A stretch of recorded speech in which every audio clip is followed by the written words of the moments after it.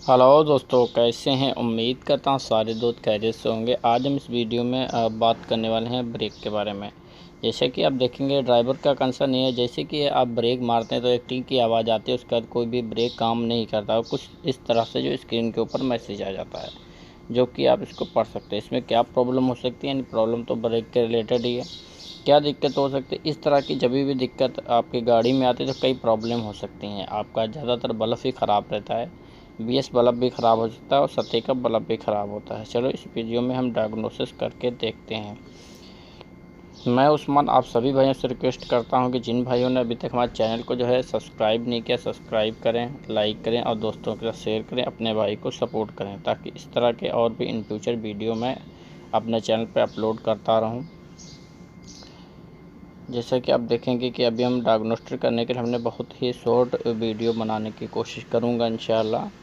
तो बीएस की प्रॉब्लम आ रही है, कौन सा एरर कोड आएगा। एरर कोड के बारे में पहले भी मैंने एक वीडियो बनाया हुआ है, जहां से आपके देख सकते हैं। आपको कोई भी एरर कोड आता है तो वहां से जाकर उसको चेक कर सकते हैं।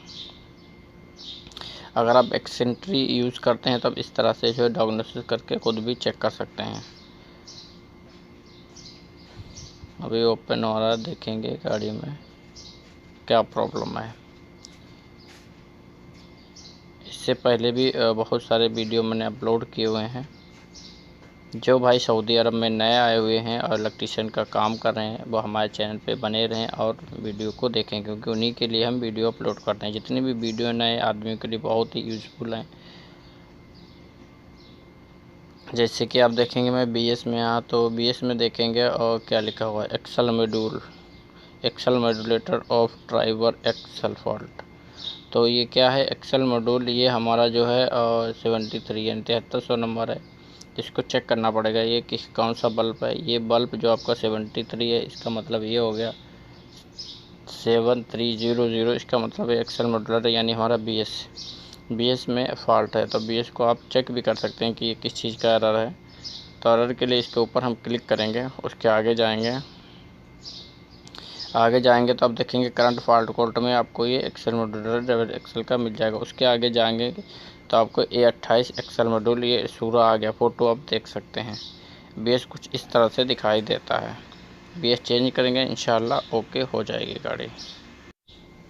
जैसा कि अभी मैंने जो है बीएस को चेंज कर दिया है। बीएस को चेंज करने के बाद जो है डायग्नोसिस किया, डायग्नोसिस करके देखा तो बिल्कुल ओके था, कोई भी एरर कोड नहीं आ रहा और ना ही टी की जो साउंड आ रहा था, ना ही साउंड आ रहा। ब्रेक पूरी तरह से अच्छे से काम कर रहे हैं। उम्मीद करता हूँ इस वीडियो से डायग्नोसिस और प्लस आपको बीएस चेंज कब करना है आपको पता चल गया। अगर आप डायग्नोसिस करते हैं अपने मीटर में जाके, डायग्नोसिस बीएस में जाके चेक करते हैं, यानी 7300 या 73 के अलावा कोई भी एक्सल मॉड्यूल के रिलेटेड अगर एरर कोड आता है तो आपने बीएस ही चेंज करना है। बीएस चेंज करेंगे तो इंशाल्लाह गाड़ी जो है आपकी सही हो जाएगी, क्योंकि ब्रेक में सबसे ज़्यादा अगर कोई फॉल्ट आता है तो ये बीएस में ही आता है। सबसे ज़्यादा फॉल्ट जो आता है वो बीएस में आता है।